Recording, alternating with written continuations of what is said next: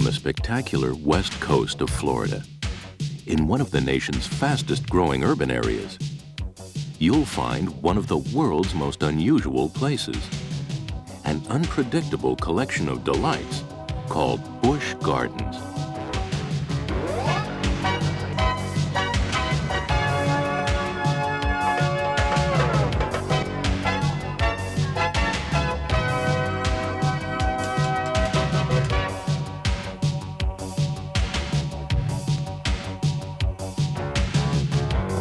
Here's a place that isn't one place, but several. A collection of lands within a land that combines good times galore with ways to meet wildlife face to face.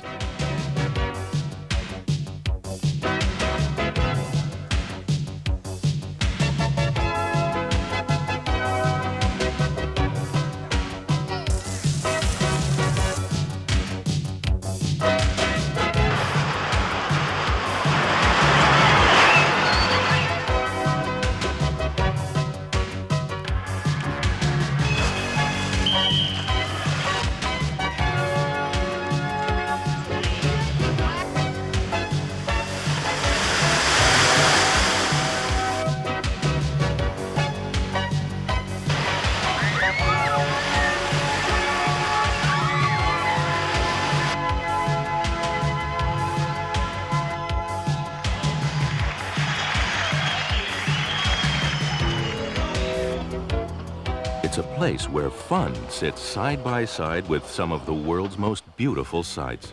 A showcase of nature, designed and built by people.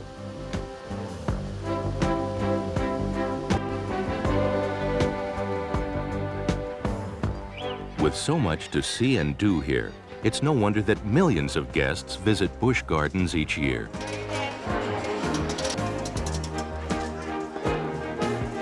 What is a wonder is the park itself, a combination of wild times and wildlife that's like no place else on Earth.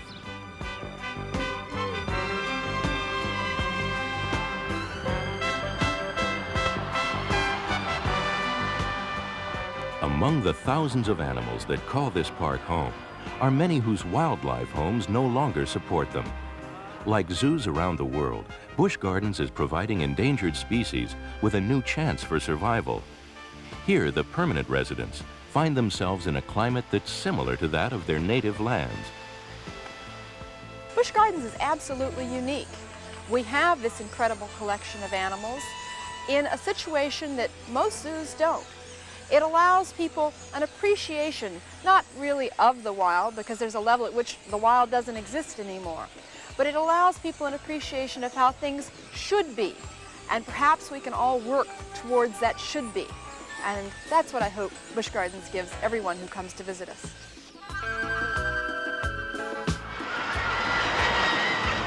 A lot of people come here just to have fun. We want them to have fun, but we also want them to understand all the thrill of getting to know wildlife.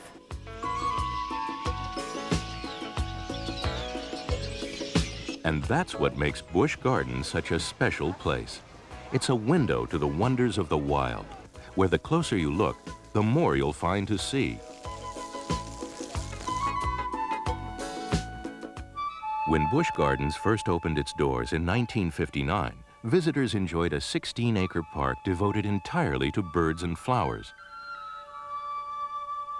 In the years since, the park has grown in size and stature. The event that symbolized just how important a zoo Busch Gardens has become was its selection by the Chinese government as a temporary home for Ling Ling and Yong Yong, two rare giant pandas. To accommodate these honored guests, the park designed and built a customized enclosure, complete with air conditioning, running water, bamboo foliage, and a people mover for the steady stream of visitors who came to share in the big event.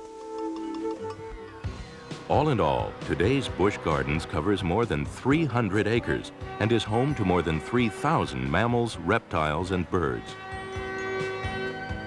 Because there is so much to see, the park has 3 different ways visitors can get the lay of the land.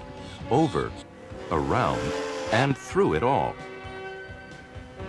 Over on the high-flying Sky Ride.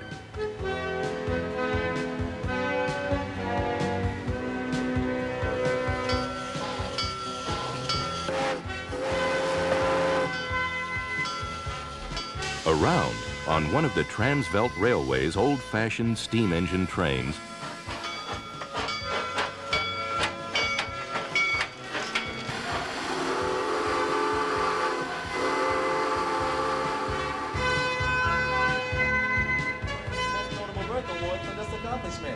These antelope are still very rare, and you are viewing one of the largest collections in captivity.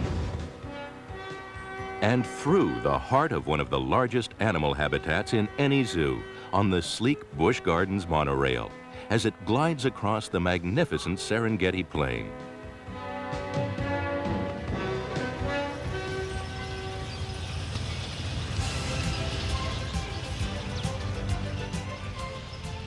The Serengeti Plain is a fantastic place. 70 acres of wide open spaces for the animals. We have some 28 species of animals out here, and there's 478 individual animals.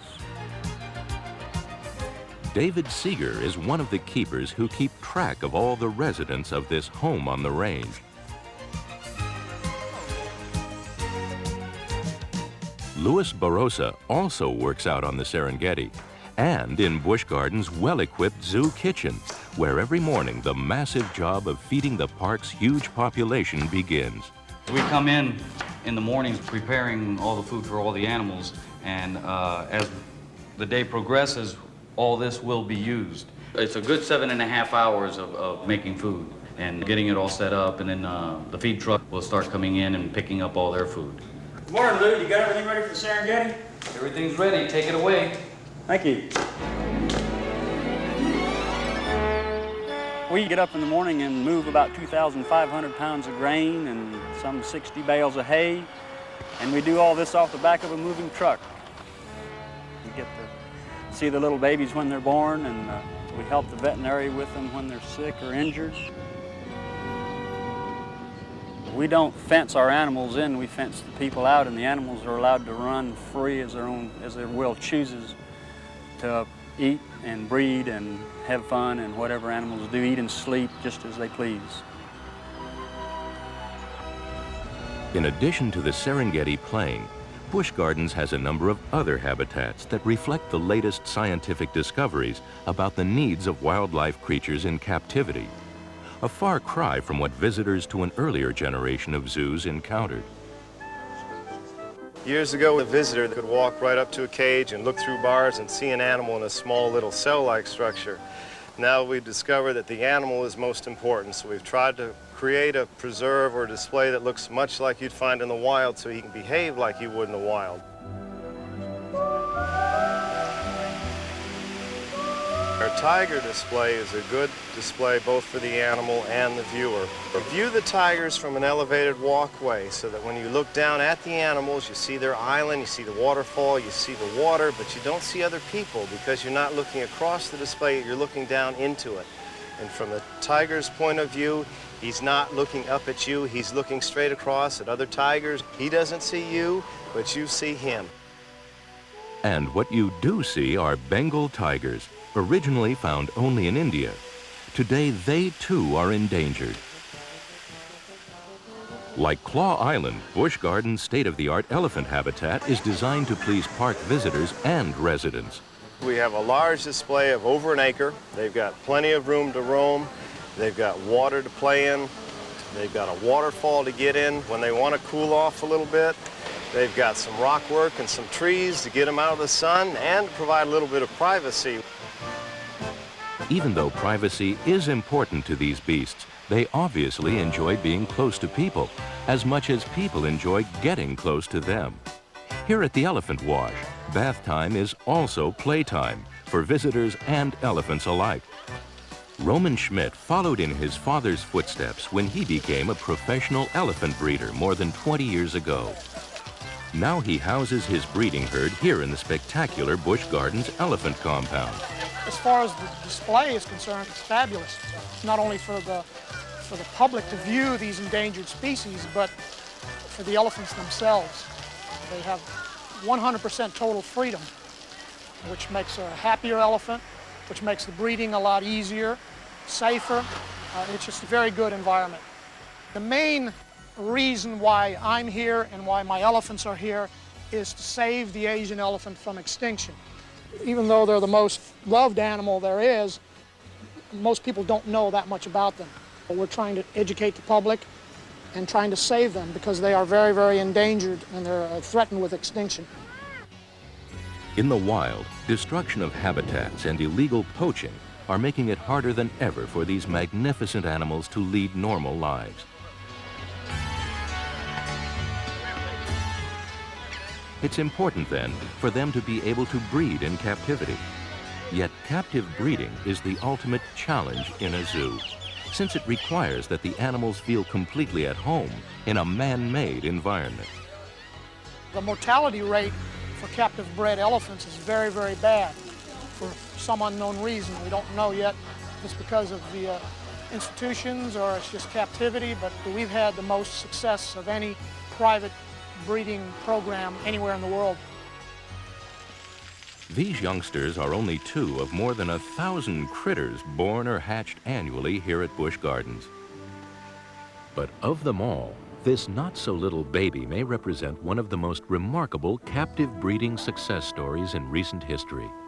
It's so special that, to minimize any risk, it was raised in its own enclosure, away from people, except for the watchful eyes of concerned staff members, such as Zoo Director Gerald Lentz. In order for animals to survive long-term, they need to have different animals that are inputting genes into their society. In other words, different breeding animals must come together in nature and as well as in zoos. A few years ago, we decided that we needed some new giraffe for our exhibit here at Busch Gardens. We knew, and all the zoos knew in this country, that there had been like over 20 years since any major numbers of reticulated giraffe have even been imported into the United States. So this was a very major importation from that, because the opportunity for importing giraffe is very, very limited. The capture program was one of the most exciting things I've ever been involved in. It's kind of the ultimate field trip, if you will. This field trip involved an expedition to the Kenyan wilderness. There, Busch Gardens zoological experts carefully selected and captured the animals so sorely needed across the Atlantic. It was also incredibly successful. After a few months in quarantine, 17 young, healthy, reticulated giraffes, named for the reticulated or web-like patterns on their coat, made a new home for themselves on Busch Gardens' Serengeti Plains. After that, it was wait and hope the giraffes would feel comfortable enough to settle in and raise a family. This new baby represents the newest, or the first addition, if you will, to these animals. She was born almost, well, 4 years to the month from the time we actually started capturing. Actually, this baby is good news for all reticulated giraffe. Even though they're not yet officially endangered, their numbers are diminishing in their Kenyan wilderness homeland. We were able to go into Africa and actually capture these animals before they reached the point of being extremely endangered and depleted and diminished.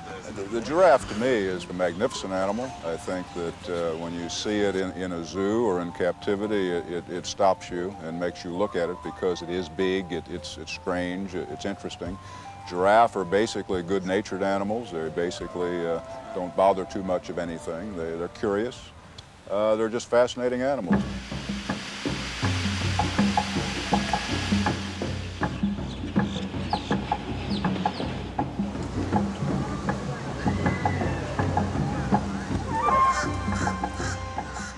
In a very real sense, all wildlife is fascinating. But in a world where thousands of acres of wilderness are being lost every day, an alarming number of species face an uncertain future. For example, these beautiful Grevy zebras, named after one-time French President Jules Grevy, were once abundant on the African plains of Kenya, Somalia, and Ethiopia. Now, with their natural habitat disappearing, their main breeding grounds are zoos. Here at Busch Gardens, you'll find one of the largest and most productive herds of Grevies in the world, which makes these creatures both irresistible and irreplaceable.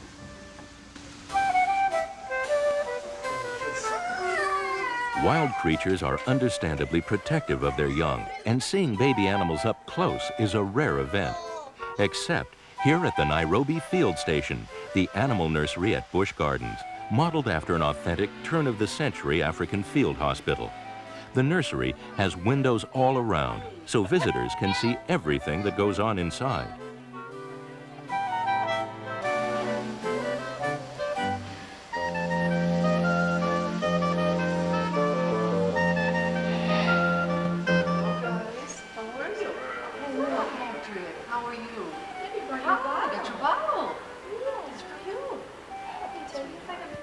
Babies are important to the park's wildlife conservation work, so this facility has been equipped with everything that animal attendant Debbie Bond and her colleagues need to keep an amazing range of youngsters healthy and growing. We have a range of animals that can be from those little birds that hatch that weigh only a few grams to a large variety of hoof stock, as well as primates that come through the nursery. What I'm feeding right now is a baby Cape buffalo. This little buffalo is only 9 weeks old, if you can believe that. When she was born, she was about 115 pounds, and she's probably about twice that size right now. And with enough tender loving care, this is what growing up will mean to that same Cape buffalo, reaching an adult weight of up to 1,800 pounds. Obviously, being a surrogate parent can be a big job. We believe that the animals should remain with their mothers if everything's fine, but a lot of times it just doesn't work out that way. Sometimes the mother has a problem. There's a medical difficulty with the mother or the baby that would warrant the baby coming into the nursery. Sometimes for reasons that we're not sure of and we don't really fully understand yet, animal mothers in zoos refuse to take care of their young, so the nursery would be the next stop for them. You get the same kind of medical attention that any human baby would get. Veterinarian Dr. John Olson oversees the park's incredible variety of medical needs, including many scientists are still discovering. As a zoo veterinarian, you're often considered a specialist, but in my mind, a zoo veterinarian is actually a very extreme generalist as far as medicine goes. I have to deal with fish, reptiles, birds, elephants, marine mammals, a whole gamut of sizes of animals and metabolic systems. That's one of the thrills of it, but it's also a frustration in that there's so little known about many of these species. We don't have the normal values, whether it be blood or heart rate or many, many factors that have not been established yet on the exotic species. To help keep the zoo's population as well as possible and learn more about the mysteries of animal health care, Busch Gardens has a fully equipped hospital, as well as support from the people who work with the animals day in and day out. It's impossible with a collection of our size to get out and see every animal on a daily basis or even a weekly basis as a staff veterinarian. I rely on the keepers and attendants who deal with them daily, who are out there feeding them, to notice if there's a problem. For birds of prey, there's another source of support that extends all the way from Missouri. There, the Anheuser-Busch Company supports an organization called the Raptor Rehabilitation and Propagation Project, Incorporated, that helps injured birds of prey, or raptors, regain their flying abilities. Here at Busch Gardens, the center helps provide a special chance for visitors to see and learn about these magnificent creatures and their remarkable abilities. Many of the raptors that we have in the show are very young birds. They were raised in the Raptor Project. So actually, they're still learning how to do a lot of things. It does not have any feathers on it. Lisa Harris helps train and rehearse the cast of the spectacular Busch Gardens Bird Show. We spent a great deal of time establishing a relationship based on trust and affection. First of all, we established the fact that they are fed on a glove, which is on the handler's hand. The bird is then placed, say, on a perch and asked to step onto the glove to receive his food. Then we'll back up the perch a few more inches to where he actually has to jump onto the glove to receive the food. Back it up to where he has to flap his wings to reach that glove. We're doing the same thing, in fact, that the adult birds will be doing in the wild, teaching the youngsters how to fly. On your marks, get set, and go! The Bird Show teaches more than the birds involved. Like the other animal shows at Busch Gardens, it also teaches people in the audience a never-to-be-forgotten lesson about the wonders of animal behavior. I would hope in watching Bo and I work together, they can see that Bo is an individual. Chimpanzees are a very social animal, and they do develop individual relationships. They used to think that brute force was what established the head of the troop, but it's not. It's friendship, relationships. Animals will gang together, if you will, to become buddies and keep other intruders out of the group. So it is very important in their development and also an important part of their life in general.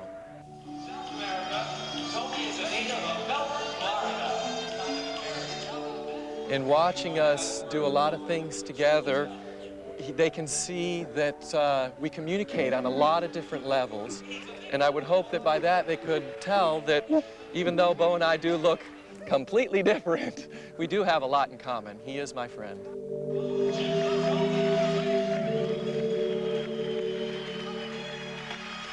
how he's doing it right now? It's called preening. That's cleaning. Anybody with a question will find plenty of friends at Busch Gardens. That's because more and more, the theme of this theme park is getting people in closer touch with the often fragile wonders of nature. We're out here to talk to the guests, to answer questions. There are over 3,000 animals here at the gardens, and they're incredibly interesting, and people come up with great questions. We're here to answer those questions. The whole Busch Gardens staff is trained at making information easy to find and fun to find out. A measure of the park's commitment to public education are the portable question and answer carts you'll bump into here. First we give them the manicure and the pedicure, then we rub them Ever down. wanted a bird's eye view of things? Margot McKnight and the Wings on Wheels cart are here to satisfy your urge to know. With each person, we probably get 5 or 6 questions. So we're answering questions quite a while. See that hole on this one? We just make a little hole and then empty all the contents out. It's liquid, just like The park is finding more and more ways to help guests learn more about the wonders of nature. Of course, sometimes the questions are just as interesting as the answers. most interesting question I've ever heard is this a panda egg? The answer was no. At Busch Gardens, you'll find that facts aren't just part of the fun. Public information is one of the park's most important goals. After all, the more you know about the wonders here, the more you're likely to care about them, here and in their worldwide struggle for survival. We've gone from overviews to close-up looking, seeing, touching, and asking. But if you get the feeling we haven't quite covered it all, well, that's just another familiar feeling after a day at Busch Gardens. There's always something else enticing you to stay a little longer. You can't see everything in a day's time. I like the white tiger. I like the elephant. I like the monkey. Elephant. It was actually more educational than what we thought it would be. We just had a wonderful time all day. This is my second time here. I definitely come back. The main reason people enjoy coming back to zoos like Busch Gardens again and again is that some of the most important animals here are people. Pleasing people is part of the job at every modern zoo, since people who've enjoyed seeing nature's wonders are more likely to take home an increased appreciation of them, and hopefully add to the ranks of those who care about preserving our natural heritage the world over. So come and enjoy it all. The animals, the rides, the restaurants, flowers, sights, sounds, songs, and everything else that's here, awaiting you and your return.